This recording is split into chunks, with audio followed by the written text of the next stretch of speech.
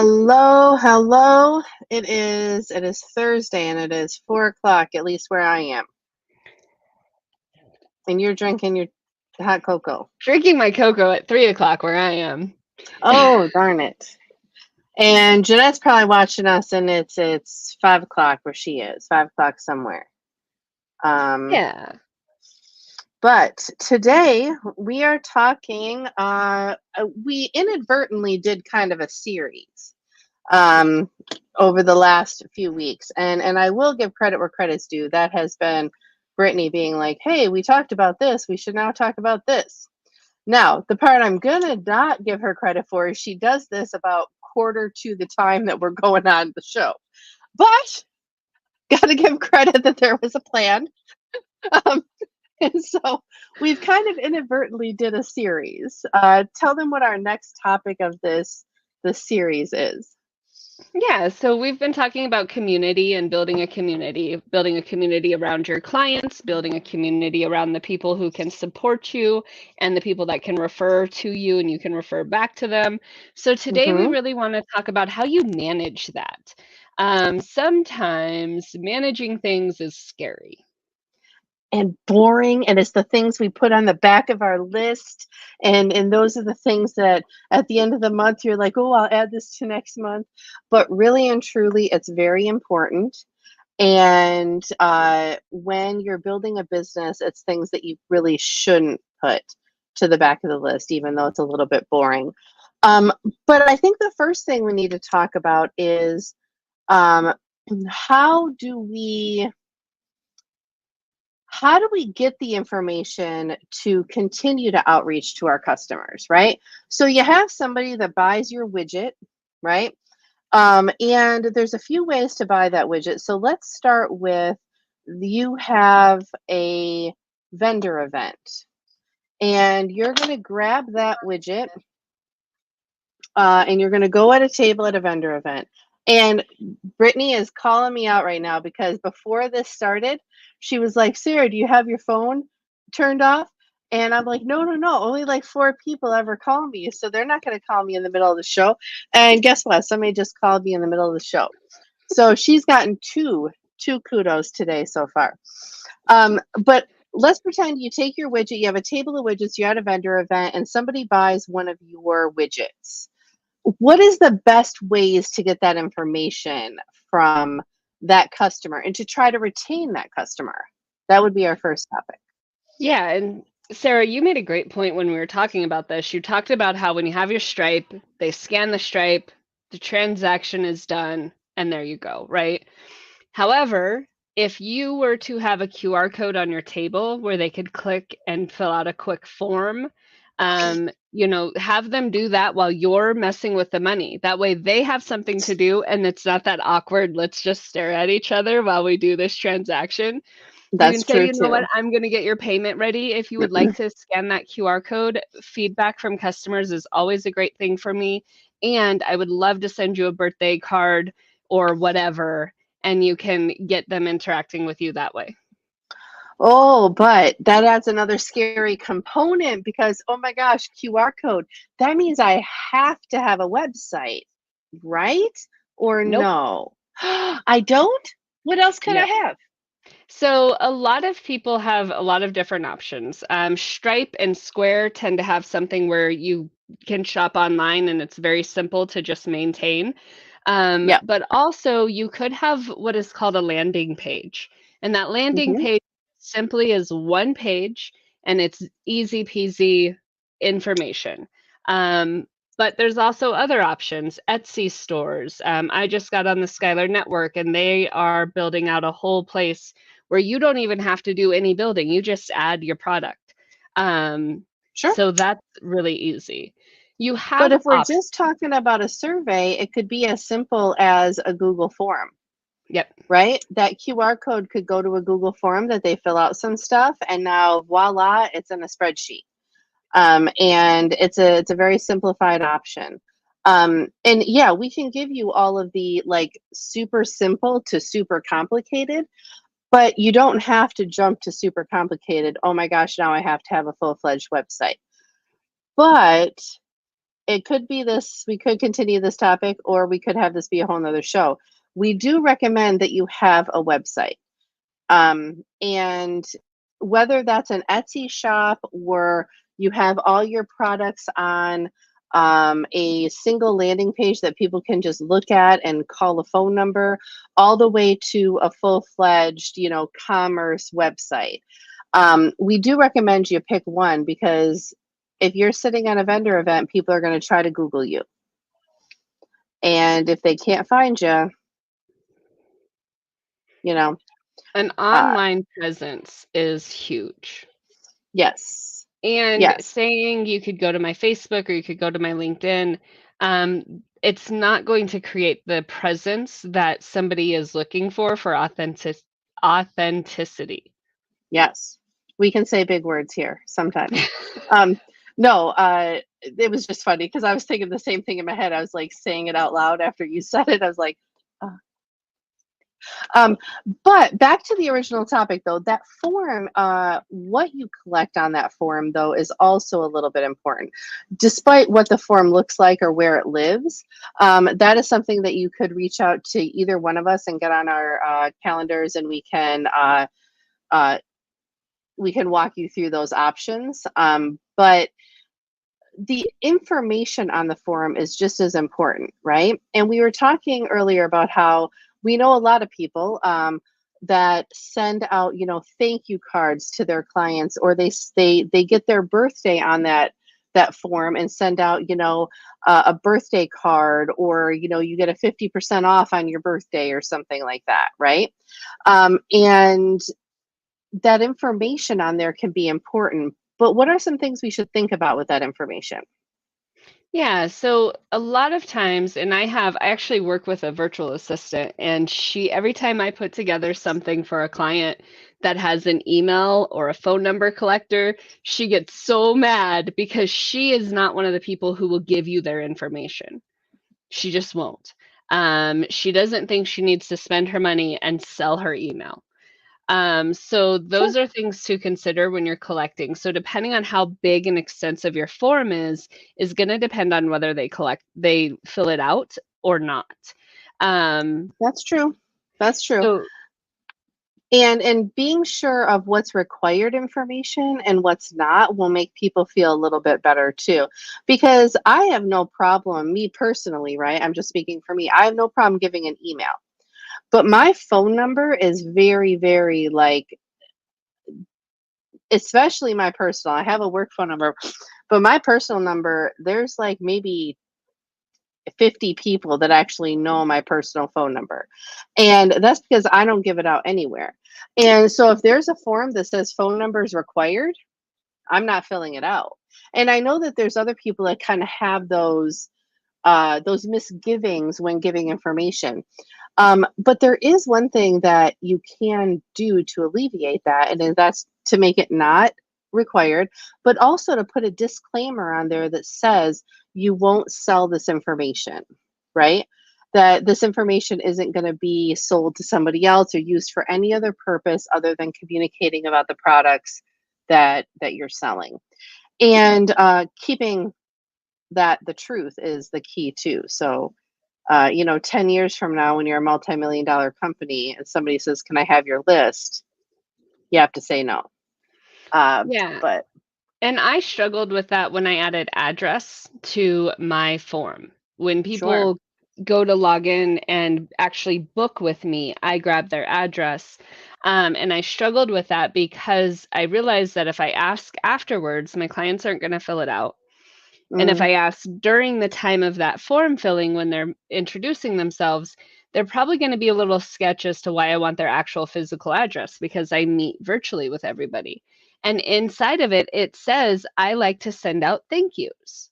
So it says sure. address, and then it gives a purpose for why I'm collecting this piece of information. Like you said, that disclaimer, but I'm putting it right after so that they know my intention with their information. Yes. And intent matters, right? It really does. And making sure that people know that you have good intentions will alleviate any thoughts that they have bad, because so many people have had their stuff sold, stolen, used for the wrong purpose. And you hear horror stories about that. So we want to make sure that people don't have to go through that. We have a vendor event. It's me. Sorry. She just hit play accidentally on something, and that was interesting. So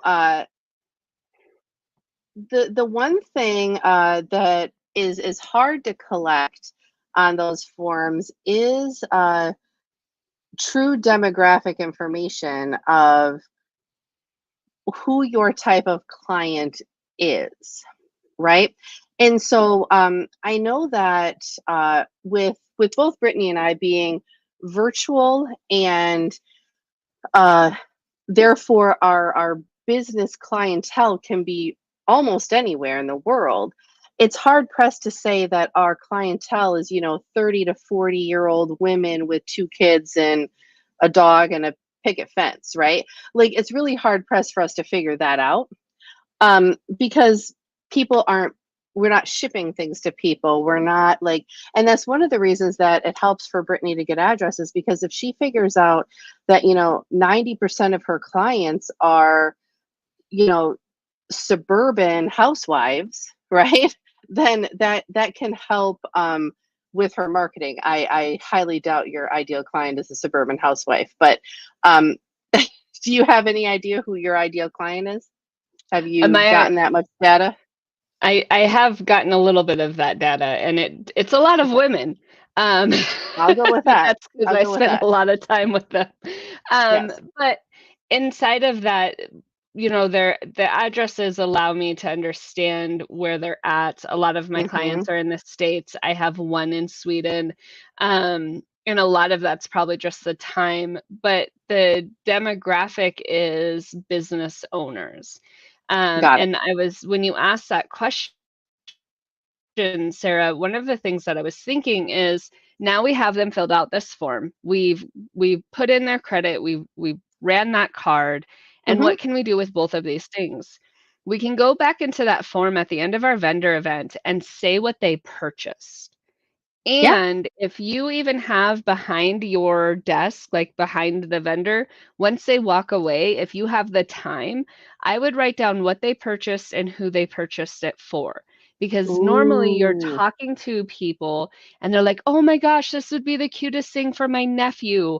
Or in Jeanette's case, oh, I want to buy this clock, which is a veteran's clock, for my uncle, or I want to this or for that. Now I know that when I send an email about a particular product, I can look at those specific people for what they purchased and say, hey, I know you purchased this from me in the past, and we're rolling out this line of blah, blah, blah. Yeah, or if you can tell using your theory there, if you know that 80% of your clients are buying them as gifts, right? Using that at Mother's Day, Father's Day, Christmas, as instead of buy this for yourself, don't you want this? Your message can be, buy this for the veteran or the military personnel in your life. And that can be a different marketing tool, that by just simply writing down who they bought it for, you're grabbing that information and can utilize it in a better way. Yep. Yeah. I love that. That was a great idea that you gave me. Thank you. I don't know if I gave that to you, but yeah. So with that though, I want to go back to the creation of these things, the forms. I mean, if you have a Gmail account, you have access to Google Forms. And if you're watching this and have never played around with a Google form, go do it now. Okay. And Brittany will correct me if I'm wrong, but you open up your Gmail and you go to the top right corner and you'll see your little like face icon. And right next to that, if you click, you'll see all the options for things that Google gives you for free. And I mean, there's paid options there too if you keep clicking, but the free ones come up first. And one of those will be Google Forms. And if you just play around with it And, send, after you create the form, send it to your friend, your cousin, your husband sitting on the couch ignoring you. Send it to somebody to play with it and fill it out, and you'll see what happens. It automatically goes into a spreadsheet. It's really easy to use, and you'll be pleasantly surprised. Can you hear my kid? No, Okay, good. I do not. So, and I hope you don't hear mine. Mine's like, I feel like he's going to come through the ceiling at some point. But no, I do not hear yours. Okay. But yeah, I don't want you to be afraid of it. And I think that's one of the things that Brittany and I try to do our best with people, is to help alleviate the fears of some of these things. Starting a new business can have a lot of fears. And when somebody says, oh, you need to collect that data, or you need to, like, all of these things, pop into your head of, holy cow, I have to do all the things and all the hard things, and I'm not good with technology. I crochet blankets. You don't have to be great with technology to do all of these things. And I wish, maybe that is a show we should do at some point, where we literally just show how easy it is to do some of these things. We literally just share a screen and show how easy it is. We can, however. Oh, you're second guessing that, but that's okay. What should we do? So I think it's a great idea. However, people who are overwhelmed by what they think is difficult do it best when they're doing it and you're able to walk them through it. That's And probably true. so sometimes you just can't help the overwhelm. I had a client yesterday that I was showing them some stuff, and somebody had come into the room and was trying to overstep how I know they work. Oh, got it. Sure. And so I had to take away their screen share, and I had to take it over to appease both people in the room. I've had to do that before. I've taken this away from you. You don't get this anymore. Right. Take away the conversation from the person. But with that being said, the reason why I said that is, yes, we can definitely do a show, and then you guys can go and watch the YouTube and do it step by step and take your time. So don't be overwhelmed by how we show you, because what we say is easy is definitely not something that's easy for everybody. And it does take step by step time to learn it. And when I say easy versus hard, I think I mean less steps versus more steps. So with that, Brittany is 100% correct. But there are options that are definitively less steps and less human involvement to make it work. And less and then less what? tech. Oh yeah, less tech. Exactly. And then there's other options that are just, even Brittany and I want to pay somebody to do it because we don't want to go that far. And this actually just happened to me yesterday. Somebody called, and a friend of mine, somebody I've known for years, and at the end, like probably halfway through the conversation, I was like, nope, this is going to be way too much automation. This is not my forte. I could do it. It's not my purview of greatness. And so the minute though that I figured that out, I knew who I was going to send him to.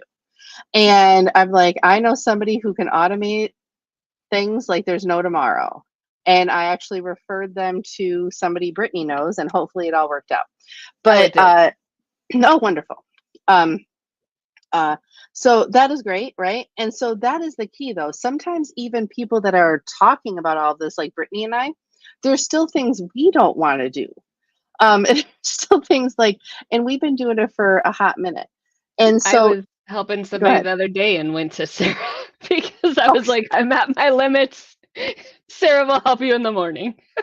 Well, and the funniest part about that is I log on and we couldn't replicate the problem. And so I'm sitting there with her and I'm like, I can't fix it if we can't make it do the problem.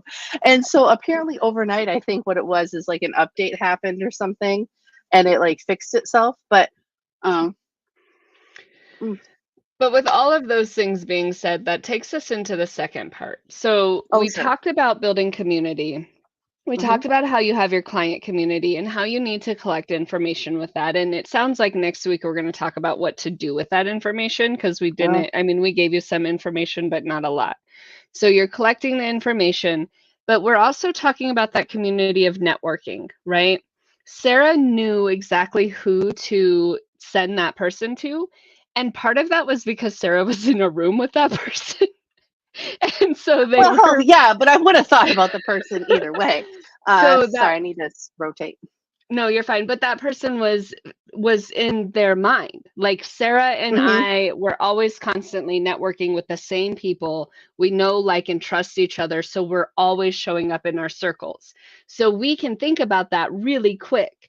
However, if it's somebody who's like, this is what I need, and we know a person, we just don't know how to access that in our brain at the time, we also then have another Excel spreadsheet or we have another thing that we Yeah, have that has the data of the people we network with an easy, quick reference to who can I send to you and what do you do?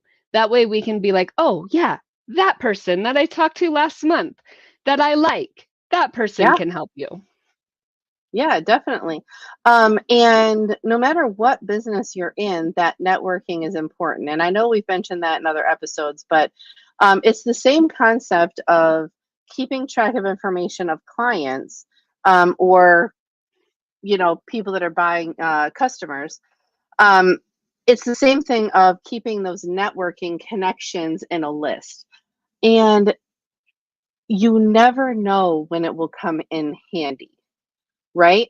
Because you could be talking to a customer that just randomly mentions, "Hey, I've been wanting to create a website." And you'd be like, "Oh my gosh, the person that created my website is amazing. Here's their phone number." And it's such an easy way to make that customer now feel so uh, welcomed, and you just added usefulness to your right now. They're going to remember you even more the next time that they need a gift or they need a service or whatever you provide. And So refer out networking your lists are, customers. oh sure, yeah, yeah, definitely. Know um what your customers do. as much as you can ask them, definitely, right? Again, we talk about anybody that you can acquire that from, right? If every time somebody comes up to your vendor table, you're like, "So what do you do for a living?" They're going to think you're weird. So don't do that. But as you talk to people, if you acquire that information, that's what you write down after they leave, right? If you acquire that information, you can use it in the future because you never know, right? They could do car insurance or something, and then a week from now, somebody's like, "Oh, I hate my car insurance company." And be like, "I know Jimmy." And yeah, it could work. It's So, a great space to be in. So with that being said, that conversation of creating a network for yourself, when you refer people out, they're going to remember you and they're going to refer you out. I have mhm. Jeanette Christmas, right? She sent me Christmas. She sent us a thank you for being on the show. Oh, she sent Um, you a Christmas ornament. She didn't just yeah, send my you Christmas Christmas. ornament, the green ornament on the pumpkin. Yes, I Um, get it. so she's always in forefront of my mind, plus she's always in my background, right? Like I Yep. make sure that I have space for everybody. See, yep, exactly. And so you want to I know, it create a seems too bright. space. It does. It seems like it was like your light was just weird. Yeah. Yours It is, oh, hits there. weird. You have to yeah, get it off center. There, okay. Yep. Got it. So it really hits when people hear your name from somebody else's mouth. Mhm. So knowing who you can send people to, who you can refer people to is going to keep you at that front. And that's why we wanted to talk about that. And that's what made that important. So next week we will probably have a little bit of something about what do you do with them, like Christmas or this or emails. Sure. We'll talk about those things. And as we get into this, it is going to start getting a little techy. And one of the questions that we had before we started this conversation today was, is this relevant to crafters who are starting small businesses? Yeah. And yes and no. As a crafter and as somebody with a small business, you are in charge of what you take on.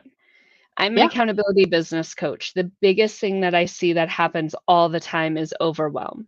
You think you heard this list of things, and now you have to accomplish this list of things. You do not have to do anything anybody said. You don't have to do it the way they said it. You don't have to do it. You can take something you hear, modify it to something that works for you, or you can dump it. You could Yeah. try it, say it doesn't work, and dump it. These are not requirements. Mm-hmm. Now, what this does for you is it builds a foundation. And it gives you And options. yeah, That's the key in my head, is it gives options. So if you are a crafter and you don't have a computer, 100% of anything we will explain to you in future shows or on this show can be done from the comfort of the little phone you have. Okay, as long as you're out of the flip phone stage. So you have to have an actual smartphone. But if you have a smartphone, anything we tell you to do can be modified to be used on a smartphone, and you don't have to sit at a computer. You don't have to have all the tech experience. And Brittany and I will develop that a little bit. I'm starting to go through some things in my head about how to make it the least scary as possible. And trust me, I get scared at certain things too. And so I always try to think of the best way to make it least scary as possible. I like that. So And that is what is important. So take everything that we say with a grain of salt. It's mhm, smart. It's going to build a foundation. The bigger your foundation, the higher you can go. However, and you can always shift. If you do something inside of your foundation that later you want to adjust, you can always adjust. There's all types of movement that can be made.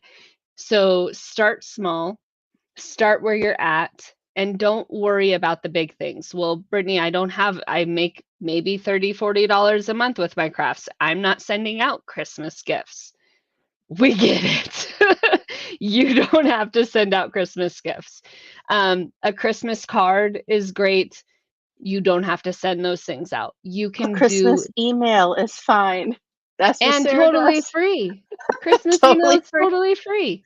And So for me, there's it's not even a price point. For me, it's um, my clients, 50% of them would laugh if I sent them a Christmas card. They'd be like, why are you doing that? Right? The others probably wouldn't even acknowledge it. So think about what your clients want also. For me, it's clients. For you, it might be customers. So think about how your clients, customers, and all of that communicate also. And I need everybody to follow Sarah and I on Facebook, LinkedIn, and wherever you are, because her and Mhm. I are going to put out a poll. Sarah, What is our poll going to be? you have this amazing tagline when you do TikTok. What is it? Uh, do better, be better, go off the beaten path. I love it. And last week, Sarah said we need to have one. And Yeah. frankly, I don't know what that's going to be. So please follow us. That way we can put out a poll and see what works for you guys as a great little tagline to finish this. So I know when I can start our ending video. Ooh, I'm looking forward to this. We need a tagline. I'm good with that. I'm looking But forward to doing something interactive. I'm good. All right. We have 30 seconds. I'm Sarah. I'm with Off the Beaten Path Consulting. We have Brittany with. I'm Brittany. I'm with BizStorming Group. Wow, I'm Brittany, and I'm an accountability business coach. My And that's why company we is need a tagline. BizStorming. Bye, everybody. Bye, everybody.